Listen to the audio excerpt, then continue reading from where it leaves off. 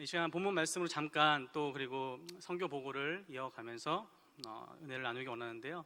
8월 9일부터 17일까지 저를 포함한 12명의 하임 청년부가 베트남 하노이에서 한 50km 떨어져 있는 비니엔으로 단기 선교를 무사히 다 다녀왔습니다. 잘 아시다시피 우리 교회에서 후원하는 또 동역하는 이진우, 권경미 선교사님께서 사역하고 계신 곳입니다. 방금 보신 영상이나 또한 간증으로 다 담을 수 없고 또 표현할 수 없을 만큼 너무나 큰 은혜를 하나님께서 우리에게 허락하셨습니다. 개개인을 만나 주셨고 저희 배하팀, 베트남을 하나님께로 팀을 만나 주셨습니다. 저희가 복음과 사랑을 전하려고 하고 갔지만 사실 저희가 더 많은 사랑과 섬김을 받고 복음을 받고 듣고 경험하고 오는 귀한 시간이었습니다. 모든 것이 하나님의 은혜였고 무엇보다 기도와 아낌없는 후원으로 든든하게 함께 동역해 주신 성도님들께서 계셨기 때문에 가능했습니다. 다시 한번 감사를 드립니다. 기억하실지 모르겠지만 벌써 한 달 전이었는데요. 제가 이 자리에서 말씀을 나누면서 먼저 죄송하다는 말씀을 드렸거든요.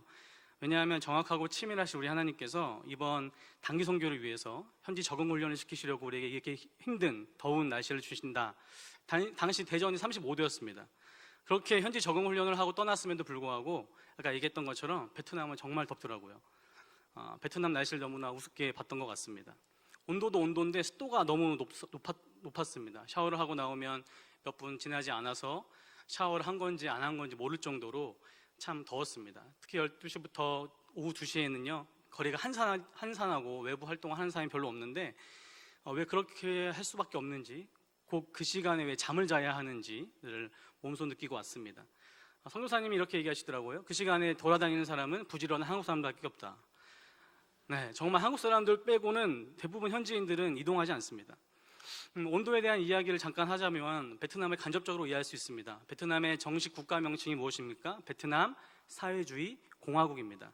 공산주의 일당 독재 국가입니다. 1980년대에 도이머이 정책이 있었는데 그 정책으로 인해서 경제적으로는 자본주의를 표방했다고 합니다.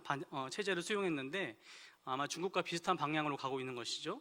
근데 정치적으로는 일당 독재 국가입니다. 그래서 국가가 모든 걸 통제하고 있고 그 권력은 절대 권력입니다.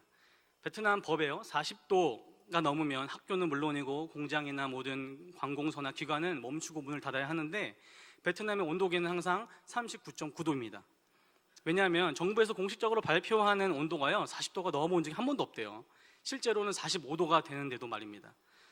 그래서 특히 공장에 없는 것 중에 하나가 뭐냐면 온도계라고 합니다. 40도가 넘으면 직원들이 알아서 이제 법을 아니까 일을 안 하려고 한다는 거죠. 그래서 아예 온도계가 없습니다. 이번 단기 선교에 개인적으로 제가 새롭게 경험한 것이 있습니다. 이게 뭐냐면 아주 놀라운 경험이었는데 잠을 호텔에서 잔 겁니다.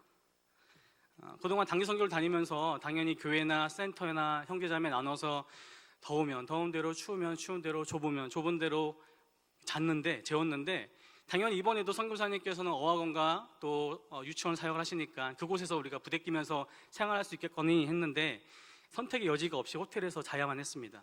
왜냐하면 베트남은 숙박업소를 제외한 숙박업으로 신고된 이외에 숙박을 하면 불법입니다.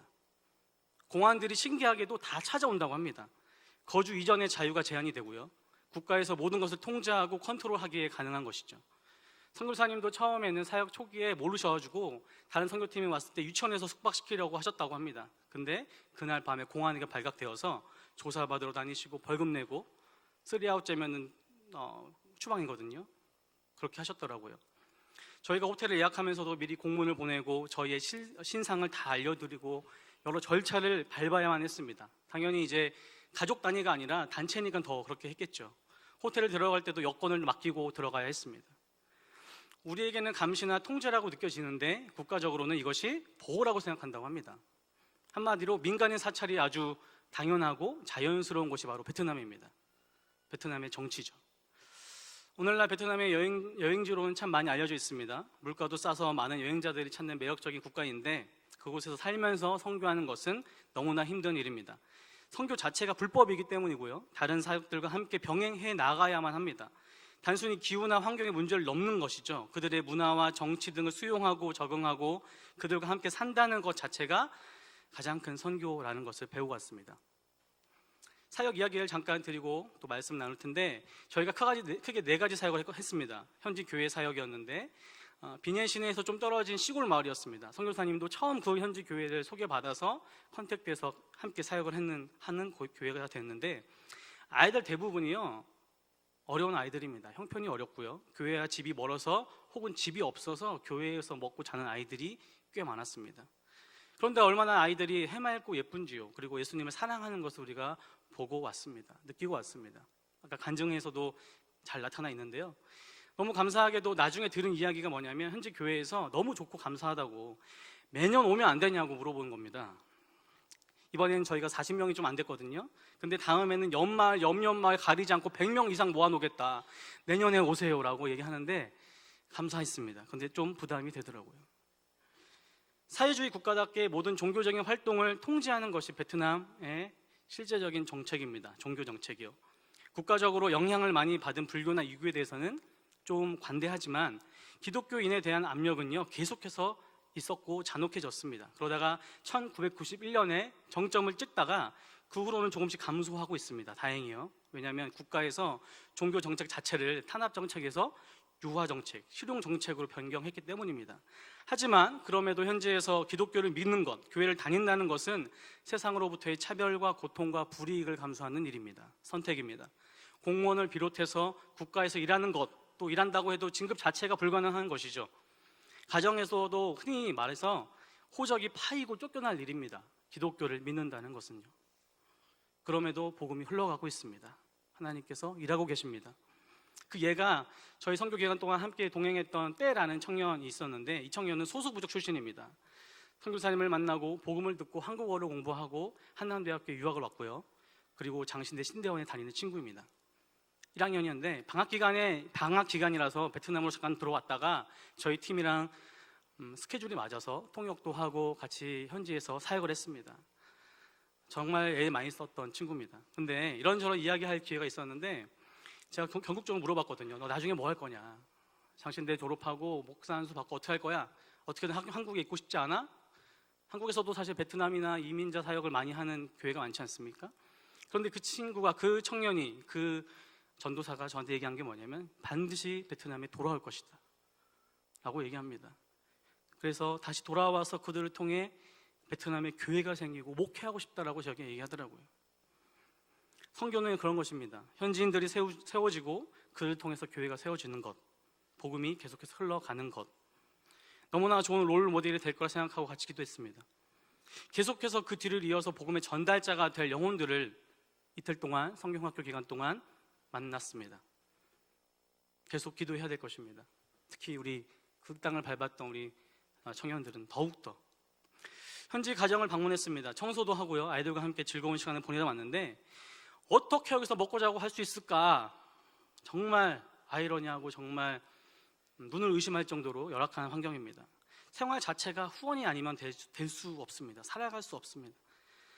한 가정은 아이들 모두가 장애를 갖고 있습니다. 그 시간 가운데 많이 숙연해지고 많이 느끼고 왔던 시간이었습니다. 또 세 번째는 유치원 사역이었는데요, 선교사님께서 하시는 주된 사역 중에 하나인데 현지 아이들과 함께 놀아주고 벽화도 그리면서 정말 맑고 순수한 영혼들을 보고 왔습니다. 아니, 오히려 우리가 사랑을 받고 왔습니다. 어간 사역, 아까 전에 계속 나왔던 것 중에 하나가 뭐냐면 선교사님께서 하시는 사역인데, 대놓고 이게 선교 사역을 못 하시니까 그러한 여러 사역, 교육 사역으로 같이 사역을 하시는 거죠. 성도님도 혹시 베트남에서 한국어가 인기 많으실 것 같습니다. 한국어가 인기가 많을까요? 아니면 영어가 인기 많을까요? 한국어입니다. 베트남의 국내 대기업뿐만 아니라 중소기업이 많이 진출해 있어서 한국 기업에서 일하면 월급이 다르거든요. 그리고 한국어를 하고 한국어 어학 능력 시험이 통과되거나 하면 그 임금이 배로 이상 뜁니다. 그래서 어떻게든 한국어를 공부하고 배우고 하는 거죠. 거기서 일을 하건 아니면 한국으로 유학을 오던, 결혼을 해서 오던 한국어를 배우는 사람들이 있었습니다. 그런데 그 아이들, 그 청년들이었거든요. 사실 저희와 비슷한. 근데 워낙 결혼을 일찍 하기 때문에 자매들은 20살 초반이면 다 결혼을 하니까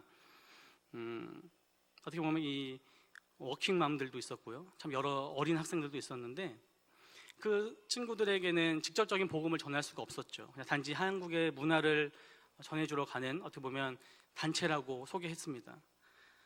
많은 떡볶이나 또 여러 가지를 만들어서 먹기도 하고 이야기를 나누고 하는 시간이었습니다. 확신하는 것은 물론 직접적인 복음 전파가 안 됐지만 자연스럽게 우리의 마음이 흘러갔다고 믿습니다. 대화 가운데 저희의 모습 가운데 하나님께서 일하셨음을 믿습니다. 참고로 저희 교회 청년들이요, 베트남 현지에서 인기가 아주 좋습니다. 현지에서 선교사님과 동역하시는 장로님 어건 선생님께서요, 페이스북이나 SNS에서 저희가 활동했던 사진 영상을 이렇게 날마다 올려주셨는데 참석한 친구들이 너무 좋았다. 갈 때마다 그래요. 내년에 와야 된다고요. 내년 초에 오면 안 되냐? 겨울이죠. 어학원을 안 다니는 친구들한테도 연락이 온답니다. 저희가 또 언제 오냐고, 한번 가보고 싶다고 문의가 들어온다고 합니다. 그래서 장로님께서 저를 붙잡고 목사님 큰일 났습니다. 조만간 또 오셔야 되겠습니다. 거짓말 할 수가 없습니다 라고 하시더라고요. 저희는 모르지만 베트남에서 우리 청년들의 사진이 많이 공유되고 있는 걸로 생각됩니다. 어쩌면요, 팬클럽이 생기지 않았을까. 몇 명의 또 현지에 정말 적합한 청년들이 있습니다. 제 생각에 단계선교의 묘미가, 첫째는 우리의 계획과 생각과 힘과 능력으로 되는 것이 아무것도 없구나를 뼈저리게 느낄 수 있는 기간이라 생각합니다. 한마디로 우리의 인생을 배우는 것이죠. 근데 너무나 놀라운 것이 있습니다. 감사한 것은 나의 힘을 빼고 나의 계획과 나의 생각을 내려놓을 때 그때 하나님께서 일하신다는 겁니다. 그리고 가장 선한 길로 인도하시고요, 가장 좋은 것으로 우리에게 주십니다. 현지에도 그랬습니다. 저희가 준비한 걸 그대로 한 적이 한 번도 없습니다. 늘 상황과 환경이 예상과 다르게 변했고 예측할 수 없는 급변하는 상황이었습니다. 그래서 우리는 하나님밖에 의지할 수가 없었죠. 최선을 다할 뿐이었고 저희가 할 수 있는 건 아무것도 없었습니다. 저희가 사역하는 것을 보고 선교사님과 또 현지에 계신 분들이 저에게 계속 얘기했습니다. 칭찬을 너무 많이 해주셨어요. 사실 기도도 많이 하고 준비도 너무 많이 하고 오셨다고, 청년들이 너무나 열심히 잘한다고요, 지금까지 왔던 선교팀하고 다르다고요. 거짓말이 아니고요, 진짜입니다.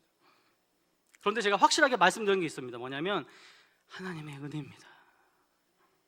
하나님의 은혜라고밖에 말씀드릴 게 없더라고요. 정말 저희가 한 것이 아닌 것을 우리는 너무나 잘 알고 있기 때문입니다. 둘째로 선교의 묘미가 이게 아닌가 생각합니다. 철저하게 우리가 광야를 경험하게 하신다는 것이죠. 나의 밑바닥을 보게 됩니다. 또한 서로의 밑바닥을 보게 됩니다. 개개인의 한계에 부딪히고요, 또한 관계의 어려움을 비롯해서 크고 작은 어려움을 늘 겪습니다.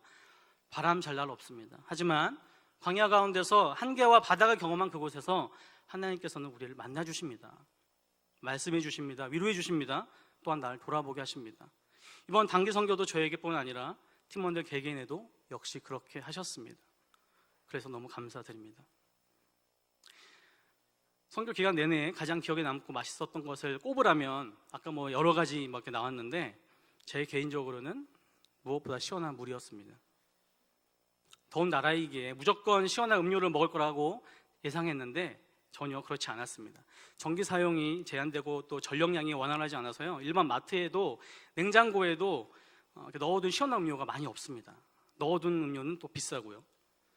또한 그런 환경에 적응이 되어서 그런지 건강상의 이유인지는 잘 모르겠지만 현지인들은 너무 차가운 음식을 먹지 않습니다.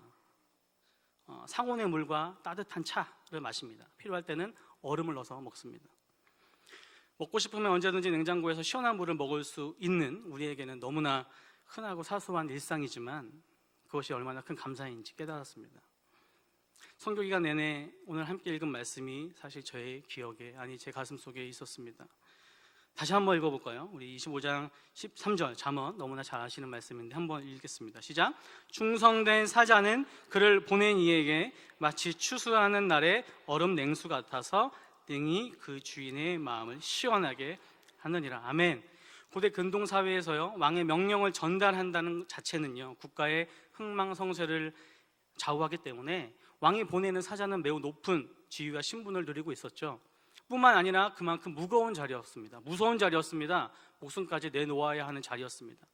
그 맡겨진 임무를 충성스럽게 잘 감당하고 있는 사자가 그 주인에게 어떠한 기쁨을 주는지 우리에게 비유로 설명하고 있습니다. 이스라엘은 다양한 곡식을 6월, 9월에 추수하는데요, 뜨거운 햇볕이 내리쬐는 그 가장 고되고 힘든 시간에 추수 때에 시원한 얼음 냉수와 같다. 누가요? 충성된 사자는. 약 3,000년 전의 일입니다. 얼음이 어디 있었겠습니까? 높은 산에 있었습니다. 그 얼음을 깨어서 석빙고나 그런 곳에 잘 보관해서 무더운 여름철에 최고의 간식으로나 먹을 수 있었던 그 얼음. 물론 누구나 먹을 수 있는 것도 아니었죠. 왕의 진미였습니다. 그런데 그렇게 우리를 하나님께서는 여기십니다. 믿으십니까? 하나님께서는 저와 여러분을 태중에 있기 전부터 계획하시고 이 땅 가운데 보내셨습니다. 어느 한 명도 우연이 없습니다. 그리고 영원히 죽을 수밖에 없었던 우리를 십자가의 보혈로 말미암아 구원하여 주셨습니다. 이게 얼마나 놀라운 일입니까? 우리를 부르시고 자녀 삼아 주신 그분께서 우리에게 사명과 함께 은사를 주십니다. 다음 PPT 한번 보면서 할까요? 같이 한번 읽어보겠습니다. 시작. 하나님의 은사와 부르심에는 후회하심이 없느니라. 아멘. 여러분을 부르신 그 하나님이 후회하심이 없다고 하십니다. 그렇다면 우리에게 필요한 것이 무엇이겠습니까? 다음 PPT 한번 넘겨보겠습니다. 같이 읽어볼까요? 시작. 사람이 마땅히 우리를 그리스도의 일꾼이요 하나님의 비밀을 맡은 자로 여길지어다. 그리고 맡은 자들에게 구할 것은 충성이니라. 아멘. 우리를 부르신 그 하나님께서 하나님의 자녀 삼아주시고 동역하게 원하시는 하나님께서 우리에게 또 원하시고 구하시는 것이 바로 충성이라고 하십니다. 우리를 부르신 주인이요 그분의 말씀에 충성하기 원하시는 거죠. 하나님께서 저와 여러분을 부르신 이유가 무엇입니까? 사명과 은사를 주시면서까지 우리에게 당부하신 것이 무엇입니까? 다음입니다. 너무나 잘 아시는 말씀인데 좀 한번 같이 읽어볼까요? 시작. 오직 성령이 너희에게 임하시면 너희가 권능을 받고 예루살렘과 온 유대와 사마리아 땅끝까지 이르러 내 증인이 되리라. 아멘. 주님께서는 우리에게 증인되라 하십니다. 말씀과 함께 성경복으로 마치려고 하는데요, 성도 여러분, 사명과 소명은 은퇴가 없습니다. 믿으십니까? 천국 가기까지 평생에 우리에게 허락하신 삶인 것입니다. 이것이 무거운 짐이 아니라 은혜인 것이죠. 우리를 부르신 하나님께서 우리와 평생에 삶 가운데 늘 동역하기 원하시는 겁니다. 하나님께서 이 땅에 보내신 충성된 일꾼된 우리 월평동산교회 성도 여러분, 하나님을 기쁘시게 하고 주인의 마음을 시원케 하는 추수날의 얼음 냉수와 같은 성도님들 되길 간절히 소원합니다. 우리 찬양으로 같이 결단의 찬양하면서 마치기 원하는데 325장 우리 1절 4절만 찬양할까요? 325장입니다.